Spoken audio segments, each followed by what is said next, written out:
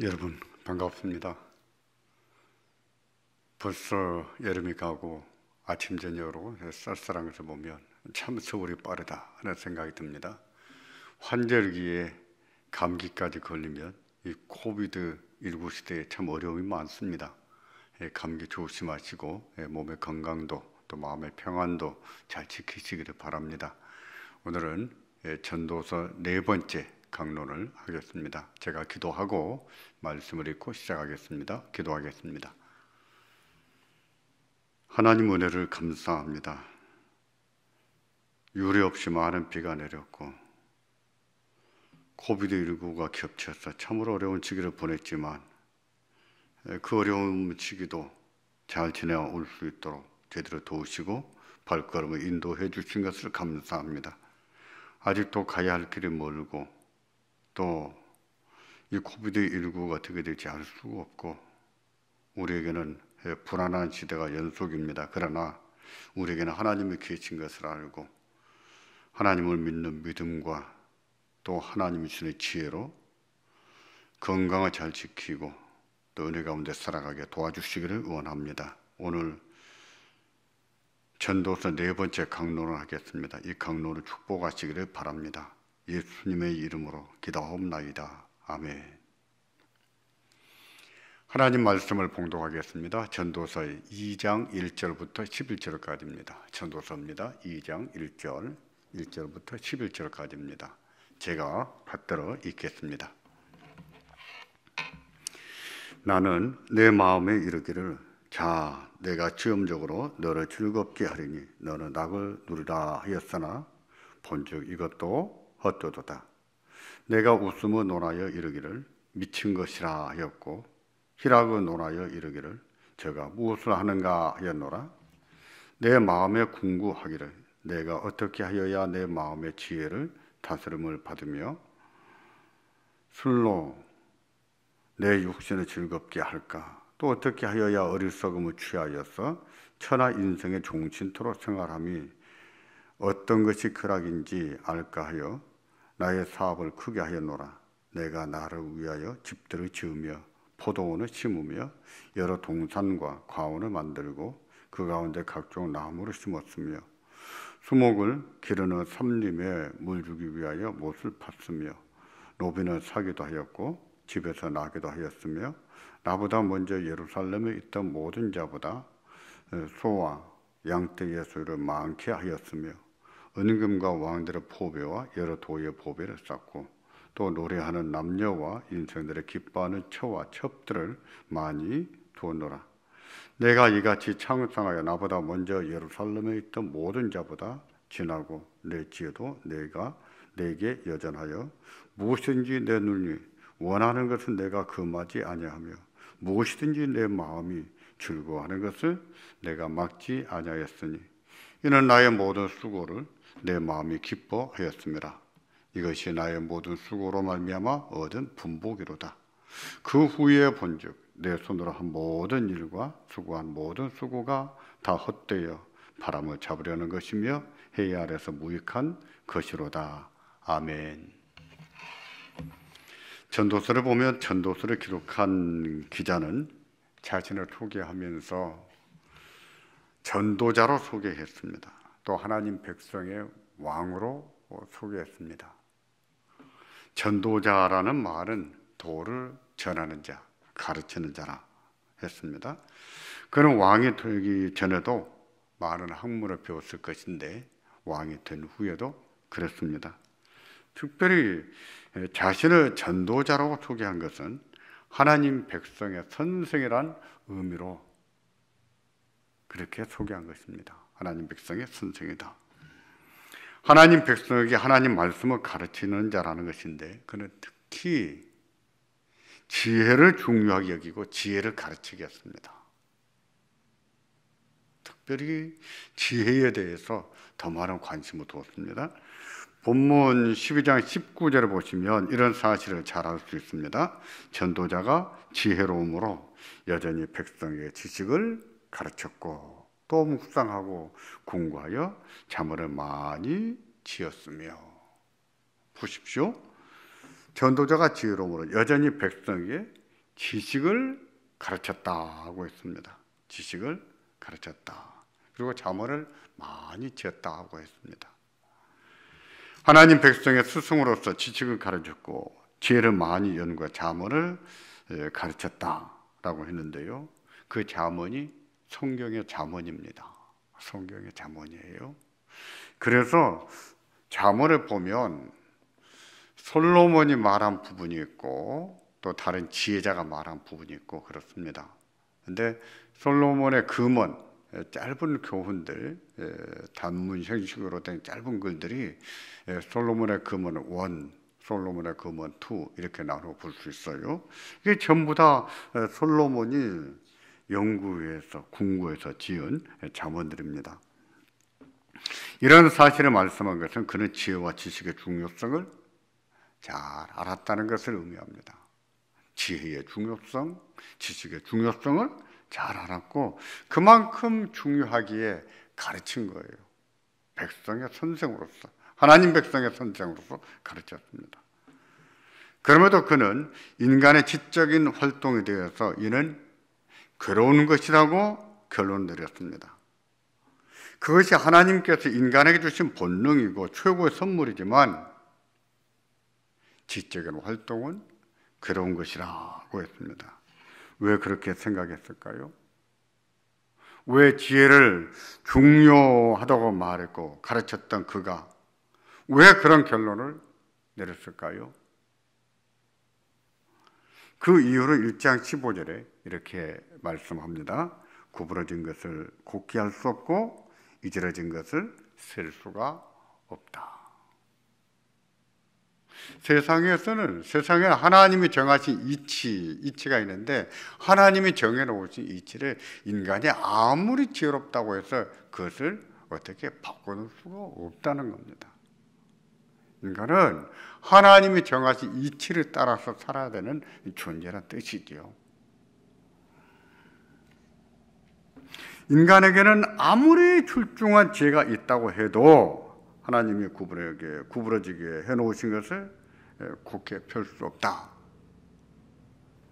이것은 다시 말해서 하나님께서 선물로 주셨지만 그것도 한계가 있다는 뜻입니다. 지혜도 한계가 있다. 인간이 넘어설 수 없는 한계, 넘어가서도 안 되는 한계가 있다는 뜻입니다. 정말 그렇습니다. 인간의 지성에는 엄청난 잠재력이 있죠. 정말 놀랍습니다.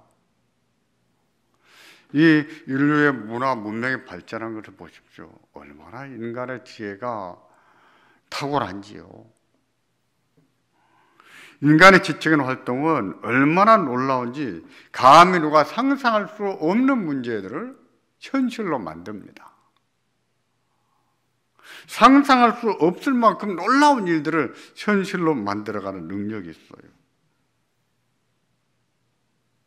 그러나 그런 지성도 한계가 있습니다. 넘어설 수 없는 한계, 넘어가서도 안 되는 한계가 있습니다. 하나님께서 그 한계를 정해놓으셨어요.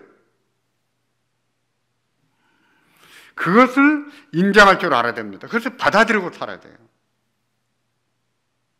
이것을 인정하고 받아들인다는 말은 지적인 활동을 하지 말라는 뜻이 아닙니다.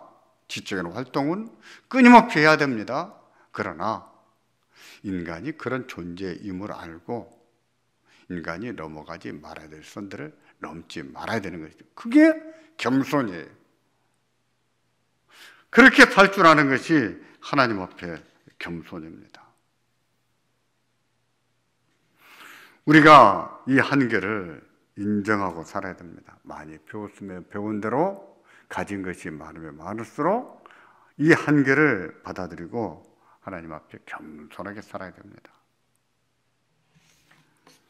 안타깝게도 인간은 그 한계를 넘어설 수 있다고 믿고 사는 것처럼 보입니다.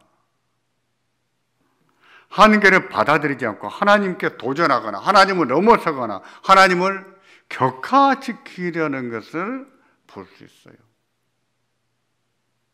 그것은 현대인들의 사고를 찾아보면 살펴보면 잘 알 수가 있죠. 현대인들은 과학을 더 신뢰할까요? 하나님을 더 신뢰할까요? 누구를 더 신뢰할까요? 과학과 하나님의 이 둘 중에 누가 능력이라고, 누가 진리라고 생각할까요?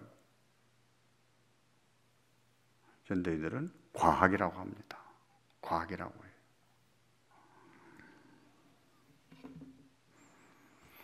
한국의 대표적인 지성으로 추앙받는 이어령 교수는 그저 그래서 현대는 기독교의 위기가 아니라 문명의 위기라고 진단했습니다. 기독교의 위기가 아니라 문명의 위기다. 현대에게는 과학이 하나님의 자리를 대신하고 있다는 점을 지적하면서 이것을 문명의 위기라고 했어요. 과학이 하나님의 자리를 대신해버린 거죠. 누가 그렇게 했습니까? 인간이요. 실제로 현대인들은 하나님께서 뭐라고 말씀하셨느냐, 도덕적으로 무엇이 옳으냐를 중요하게 생각하지 않습니다. 그건 관심을 두지 않아요. 그보다는 과학이 뭐라고 말하느냐, 인간인 나에게 무엇이 더 좋으냐를 중요하게 여기고 거기에 관심을 두고 삽니다. 하나님보다는 과학을 더 신뢰하고 하나님보다는 인간을 더 중심에 두고 삽니다. 이것은 하나님보다는 인간의 지성을 더 신뢰한다는 뜻입니다. 하나님보다는 인간이 더 낫거나 아니면 적어도 인간이 하나님과 대등한 존재라고 생각하는 것이지요.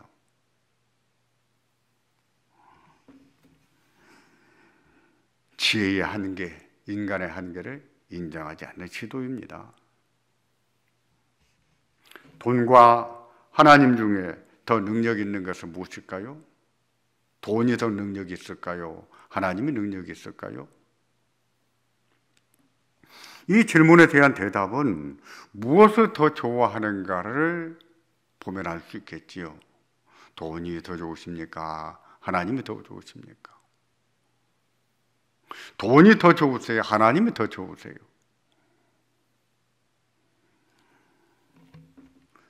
대답하기가 곤란하지 않을까요? 마음으로는 하나님보다 돈이 더 좋아요. 그런데 그렇게 말하기가 곤란하지요. 그래서 입으로는 돈보다는 하나님이 더 좋습니다. 이렇게 말할지도 모르겠는데 그건 진심이 아니지요. 이런 것을 보아도 인간이 하나님을 어떻게 생각하는지 알 수 있습니다. 현대인은 하나님보다는 과학을 더 신뢰하고 하나님보다는 돈을 더 큰 능력으로 여기고 삽니다. 제가 주일 설교 때도 그런 얘기를 이따금씩 합니다만은 교회의 능력은 누굽니까? 무엇입니까? 하나님의 능력입니까? 돈이 능력입니까? 현대 교회를 보면 하나님의 능력이 아니라 돈이 능력인 것처럼 보여요. 교회가 무엇을 하는 거 보면 그래요. 돈이 더 중요한 거라. 오늘날의 이런 사고가 시대 정신이 되어버린 것은요, 뉴에이지 무브먼트의 영향이라 할 수 있습니다. 40년, 50년 전부터 이런 사상이 세계적으로 널리 퍼졌는데 우리나라도 예외가 아닙니다.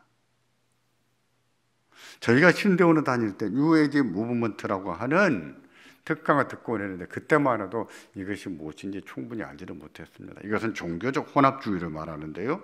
세상의 모든 종교를 혼합해서 절대적인 하나님을 상대적인 하나님으로 격화시킵니다. 그 결과 하나님은 전능하신 분이 아니며 인간이 신을 이길 수 있고 인간도 신적인 존재가 될 수 있다고 생각합니다. 인간도 탁월한 능력이 있으면 신적인 존재가 될 수 있다. 인간도 노력하면 신을 이겨볼 수 있다. 이런 사상이에요. 지금 30대, 40대, 어쩌면 50대 초반, 중반 이전의 사람들, 이런 분들은요, 이런 만화, 이런 영화, 이런 것을 많이 접하고 살았습니다. 드라곤볼, 이런 만화가 그런 배경 속에 만들어진 것이죠. 사이버그 인간이 천당에 쳐들어가서 신하고 하나님과 싸웁니다. 이겨요. 신이 얼마나 얻어맞았는지 반창고로 붙이고 나옵니다. 그런 것을 어려서부터 듣고 보고 컸어요. 인간이 신을 이겨볼 수 있고 인간도 신이 될 수 있다라고 생각하는 것이죠. 예전에도 지적한 바 있지만 MC 유재석 씨를 뭐라고 부릅니까? 유놈이라고 부릅니다. 여배우들이 얼굴이 좀 예쁘다고 뭐라고 불러요? 여신이라고 부릅니다. 그들이 하나님입니까? 그들이 신입니까? 야구 감독 김성근 씨를 야구를 잘한다고 해서 야신이라고 합니다. 야구의 신이다. 그런 거예요. 호날두 또 메시 이런 사람들이 축구를 잘한다고 해서 신계에 들어갔다 이런 말을 씁니다. 그런 거예요? 인간이 축구를 잘하면 신이 되는 겁니까? 예전에는 감히 인간에게 신이라는 말을 붙여줄 엄두도 내지 않았습니다. 그것은 하나님에 대한 모독으로 여겼습니다. 그러나 오늘날은 인간에게 신이라는 칭호로 붙여주고 인간이 하나님의 자리를 대신할 수 있는 것으로 생각합니다. 이런 것이 무엇일까요? 이런 것이 하나님께서 정해주신 한계를 넘어서는 도전이지요.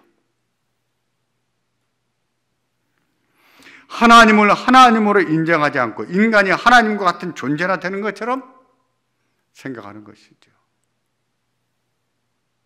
대단히 위험한 생각입니다. 이런 사실은 인간이 얼마나 타락했는가를 보여주는 단적인 증거입니다. 앞으로도 세상은 그렇게 돌아갈 것입니다. 인간의 지성을 무한한 것으로 믿고 그리고 인간이 신이 되는 것처럼 방자하게 굴 것입니다. 앞으로도 과학이 하나님이나 되는 것처럼 생각하고 감히 하나님의 영역을 두려움 없이 겁 없이 도전할 것입니다. 세상은 그렇게 돌아갈 거예요. 요지경이 될 거예요. 그러나 우리는 그렇게 살지 않기를 바랍니다. 인간의 한계를 깨닫고 하나님 앞에 겸손하게 살기를 바랍니다. 하나님을 경외한다면 하나님이 살아계신 하나님이요 하나님이 유일하신 하나님이요 우리 하나님이 전지전능하신 하나님이라는 것을 안다면 인간의 한계를 알고 하나님을 경외하는 믿음으로 살기를 바랍니다. 본문은 즐겁게 사는 것에 헛됨을 논합니다. 그래서 오늘 설교 제목도 즐거움의 헛됨을 논하다 라고 정했습니다. 즐거움의 헛됨을 논하다. 본문 2장 1절은 이런 결론을 내린 과정에 대해서 말씀하는데 함께 보겠습니다. 나는 내 마음에 이르기를 자 내가 시험적으로 너를 즐겁게 하리니 너는 악을 누리라 하였으나 본즉 이것도 헛되도다.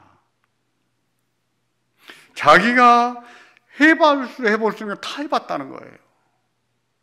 자기를 즐겁게 할 수 있는 일을 이것도 저것도 막 해봤다는 거예요. 시험적으로 즐겁게 했다는 것은 모든 즐거움들을 다 시도해봤다는 뜻입니다. 그렇게 살아봤다는 뜻이에요. 그런 왕이었거든요. 군주였거든요. 그렇게 해볼 수 있는 위치에 있었어요. 모든 역량을 동원해서 모든 권력과 부와 능력을 총동원해서 시험해봤는데 결론이 그런 즐거움도 허망하더라 하고 말합니다. 이게 무슨 말일까요? 지난주 설교 때 전도서는 인생이 허무하지만 그 삶을 잘 받아들이고 살 것을 교훈한다고 했습니다. 잘 받아들일 줄 아는 것이 인생을 기쁘게 사는 것이라고 했어요. 더 잘 받아들이는 것. 그냥 받아들일 뿐만 아니라 더 잘 받아들이는 것은 무엇인가? 기쁘게 사는 것이라고 했습니다. 그보다 더 잘 받아들이는 것은 무엇인가? 하나님을 경외하는 믿음으로 사는 것이라고 했어요. 그러면서 기쁘게 사는 것이 얼마나 중요한지 강조하지 않았습니까? 그런데 허무하다고요? 그렇게 즐겁게 사는 것도 허망하다고요? 이게 무슨 말일까요? 이 문제를 상고하기 전에 먼저 전도서가 즐거움에 대해서 어떻게 말씀하고 있는지 확인해 보겠습니다. 전도서 2장 24절을 보시면 사람이 먹고 마시며 수고하는 가운데 심령으로 나고 누리게 하는 것보다 나은 것이 없다고 했습니다. 사람이 먹고 마시고 수고하는 가운데 마음의 즐거움을 가지고 사는 것보다 더 중요한 것은 없다. 마음의 평안이 있고 기쁨이 있어야 된다는 뜻입니다. 인생의 모든 수고가 허무하다고 했는데 허무한 인생을 살면서 기쁨을 누리는 것보다 더 중요한 것이 없다고 했어요. 재밌게 사는 것보다 더 중요한 것이 없다고 했어요. 2장 26절에는요. 하나님이 그 기뻐하시는 자에게 지혜와 지식과 희락을 주신다고 했습니다. 지혜도 지식도 희락도 누가 주세요? 하나님이 주신다고 했습니다. 기쁨도 하나님이 주신 선물이라고 했습니다. 전도서는 이 기쁨의 중요성을 자그마치 10번이나 강조합니다. 10번이나 말해요. 그것도 최상급으로 강조합니다. 즐거움이란 이렇게 중요하다고 합니다. 이렇게 중요하다. 이것보다 중요한 것이 없다. 그런데 왜 즐겁게 사는 것이 허무할까요? 왜 그렇게 말했을까요? 본문 2장 3절부터 8절은 전도자가 쾌락을 위해서 경험해 본 것들을 나열하고 있습니다. 그 경험들을 둘로 정리하면 하나는 부정적인 경험들, 부정적인 경험을 통해서 얻는 즐거움이고 다른 하나는 긍정적인 경험을 통해서 얻는 즐거움이에요. 부정적인 즐거움, 긍정적인 즐거움입니다. 부정적인 즐거움이란 좋지 못한 일을 통해서 얻을 수 있는 즐거움이에요. 좋지 못한 일을. 본문 2장 8절 하반절을 보시면 인생들을 기뻐하는 초와 첩들을 많이 두었다고 했습니다. 그는 왕이었거든요. 왕이어서 사람들이 기뻐하는, 보편적으로 대부분의 사람들이 할 수가 없어서 못할지라도 할 수 있는 사람 다 좋아하는, 보편적으로 기뻐하는 것, 처와 첩들을 많이 두었다 그랬습니다. 그는 왕이었기 때문에 할 수 있었어요. 고대만 아니라 근대에서도 왕이 아니더라도 조금만 세력이 있고 조금만 재력이 있으면 다 하던 일들이에요. 우리 근대사를 보고 현대사를 봐도 그러지 않습니까? 하나님은 가정을 만드실 때 일부 일처제로 만드셨습니다. 그러나 사람들은 자기 아내 한 사람만으로 만족해하지 않았습니다.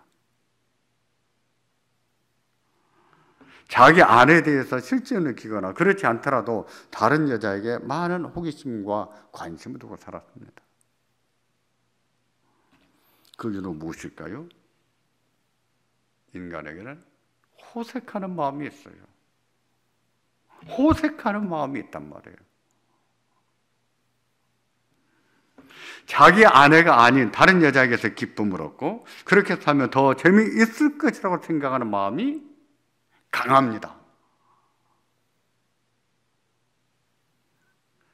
이것도 타락한 본성입니다. 따라서 이런 식으로 삶의 즐거움을 찾는 것은 부패한 증거입니다. 그래서는 안 됩니다. 부패한 증거예요. 악이고 죄예요. 그런 즐거움이 오래 갈까요? 죽을 때까지 그런 일들이 기쁨을 줄까요? 그럴 리가 없습니다. 그런 기쁨 오래 가지 않아요. 그런 즐거움은요, 당연히 허무할 수밖에 없는 낙이고 마땅히 허무해야 될 낙이에요. 그렇게 사는 사람들을 보세요. 가정이 평안하던가요? 잘 살던가요? 저희가 어렸을 때는 그런 가정들을 보는 것이 어려운 일이 아니었어요. 그런데 평안하지 않지요. 평안하지가 않습니다. 잘 되지가 않습니다.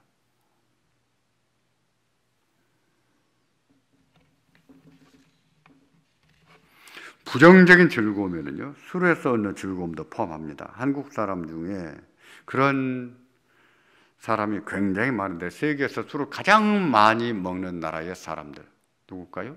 대한민국이에요.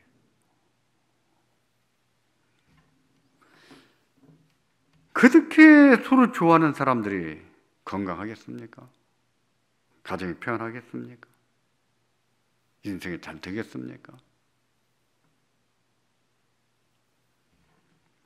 실제로 술에는 마시는 즐거움, 취하는 즐거움이 있습니다. 그렇다고 그 즐거움이 인생의 참된 가치와 의미가 될 수 있을까요?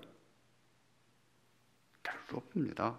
잠깐은 좋을지 모르겠지만 곧 허무해지지요. 마실 때는 좋을지 모르겠어요. 깨어날 때는 고통스럽지요. 잠시 잊어버렸던 허무가 다시 밀려오지요. 전도자도 술에서 즐거움을 찾아봤지만 그것도 허무하다라고 했습니다. 당연하지요. 그러면 살면서 우리에게 가장 기쁨이 되는 것은 무엇일까요? 언제라도 기쁨이 되는 것. 언제든지 꿈꾸고 사는 기쁨. 그것은 무엇일까요? 여러분들이 제일 좋아하는 것은 무엇입니까? 남편입니까? 아내입니까? 자식입니까? 아니면 무엇입니까? 돈이 아닐까요? 돈.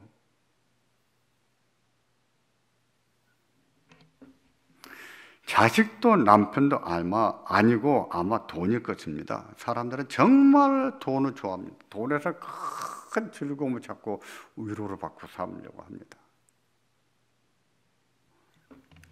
전도자도 그랬습니다. 그래서 다양한 경제 활동을 하고 부를 축적했습니다. 사업도 크게 확장하고 큰 집도 여러 채 지었고요. 포도원과 각종 과원을 만드는 여러 가지 과일도 재배했습니다. 과원을 만들어서.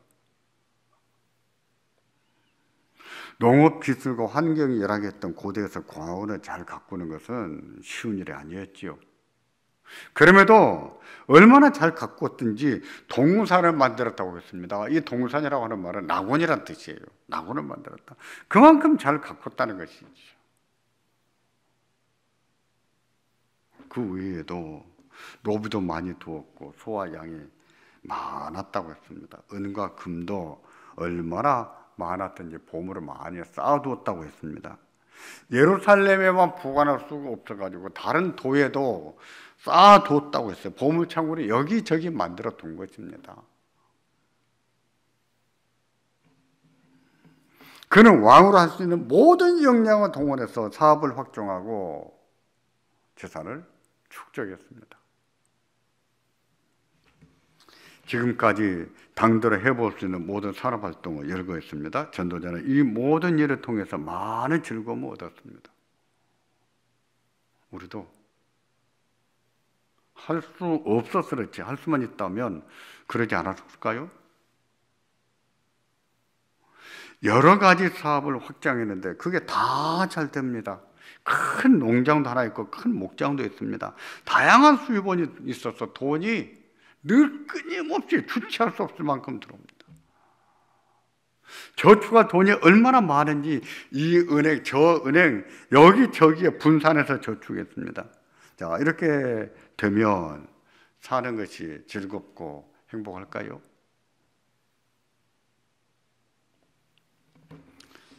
전도자가 그렇게 했습니다. 그로 인해서 많은 즐거움을 얻었습니다. 그러나 결국은 그런 즐거움도 허무하더라고 했습니다.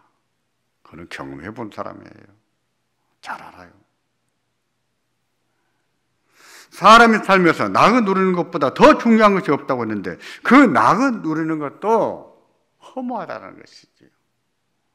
술을 많이 마셔서 술에서 기쁨을 얻어봐도 초와 첩을 많이 도가면서 기쁨을 얻어봐도 이런 사업, 저런 사업 확장하면서 많은 돈을 긁어 모아봐도 돈을 쌓아둘 데가 없어서 여기에 저기에 쌓아두고 살아봐도 그런 즐거움도 허무하더라고 했습니다.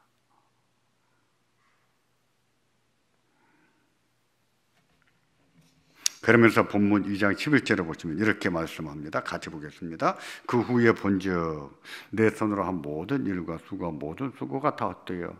바람을 잡으려는 것이며 해 아래서 무익한 것이로다. 그렇게 애를 쓰고 사는 것이 바람을 잡으려고 사는 것밖에 아니었다는 뜻입니다.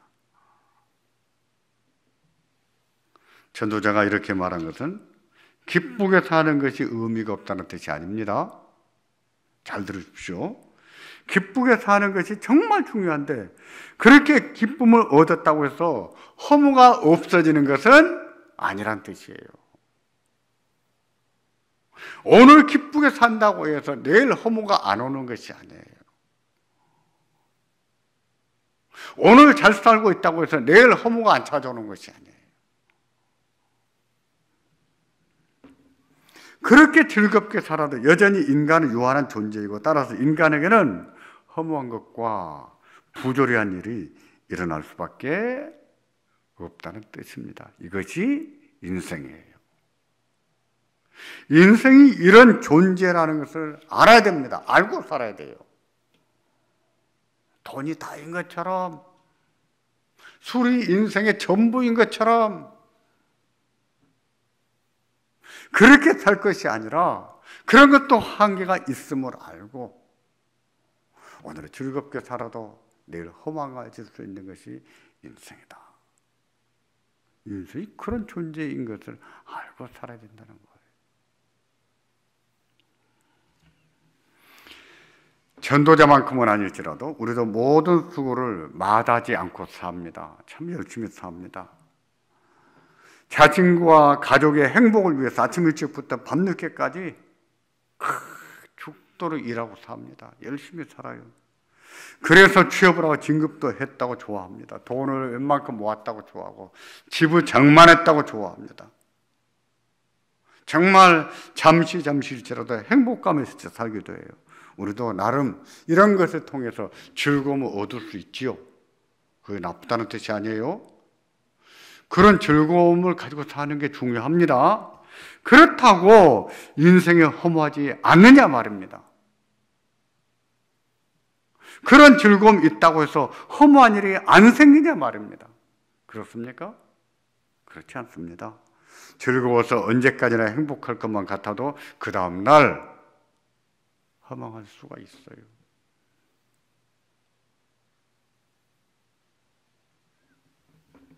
그래서 어제의 즐거움은 사라지고 오늘은 허망하고 슬퍼하기도 합니다. 우리가 그렇게 살지 않습니까? 그게 인생이에요.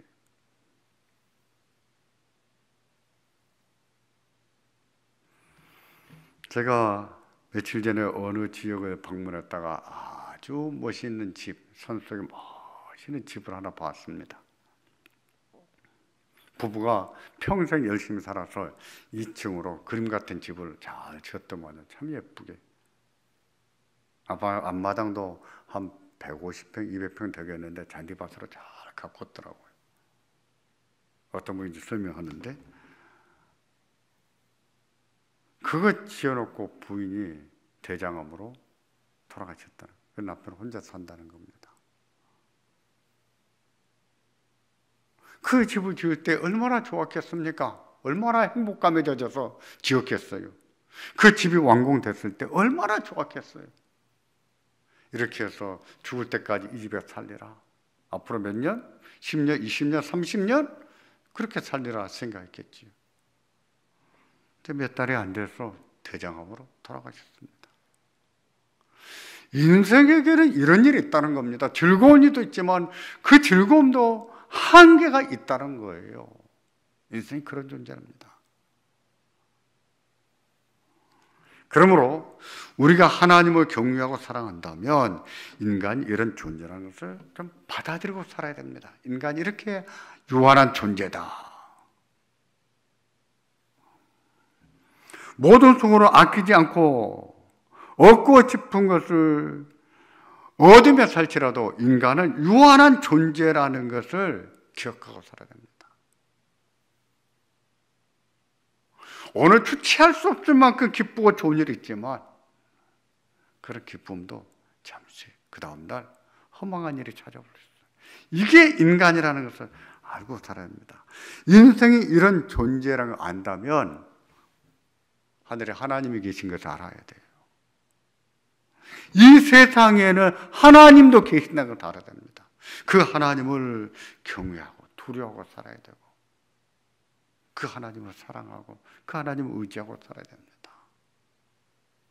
하나님께서 그 허망한 인생들을 위로하시거든요. 언젠가는 떠날 수밖에 없다 할지라도 영원한 소망을 주시거든요. 하나님께서요. 인간이 그렇게 유한한 존재요, 허망한 존재인 것을 안다면 정말 하나님을 경외해야 됩니다. 이것이 인생을 가장 잘 받아들이고 사는 거예요. 인생을 잘 받아들이지 못하는 사람들은 사는 게 괴롭습니다. 사는 게 괴로워. 인생을 잘 받아들이지 못하고 사는 사람은 불행한 사람이죠. 인생을 잘 못 사는 거예요. 하지만 자기의 삶이 구차할지라도 그 삶을 잘 받아들이고 사랑하고 귀하게 여기고 사는 사람은 인생을 잘 삽니다. 그런 가운데서도 기쁘게 사는 사람은 정말 잘 사는 사람이죠. 그런 가운데서 하나님을 경외하고 산다면 그건 최고지요. 최고예요.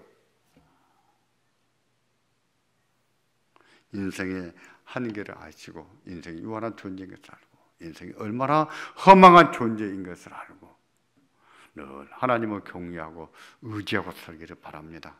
그래야 하나님의 위로 가운데 살고 영원한 소망 가운데 사는 우리가 되기를 주의 이름으로 축원합니다. 기도하겠습니다.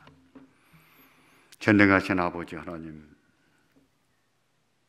세상에는 하나님이 정하신 이치가 있고 인간이 아무리 죄가 있고 아무리 잠재력이 있다고 해도 그 한계를 벗어날 수 없는 존재임을 알고 살게 하시기를 원합니다. 하나님, 자기 삶을 잘 받아들이게 살게 하시며 기쁘게 사는 것도 중요하지만 그 기쁘게 사는 것마저도 허망하며 한계가 있음을 알고 하나님을 경외하고 사는 것밖에는 달리 길이 없음을 알게 하옵소서. 그리하여 우리가 구차하고 우리가 힘에 겪고 우리가 낙심되는 삶을 살 때가 있지만 그런 자신의 삶을 사랑하고 귀하게 여길 줄 알고 받아들이게 도와주시기를 원합니다. 그런 가운데서도 기쁨을 잊지 않고 기쁨을 가지고 살게 하시고 더 나아가서 하나님을 경외하는 믿음으로 살게 하시기를 원합니다. 그런 우리 인생을 축복하시고 사랑하시고 위로하시고 함께 하시는 하나님을 경외하고 사랑하며 살게 하옵소서. 예수님의 이름으로 기도하옵나이다. 아멘. 오늘의 강론을 마쳤습니다.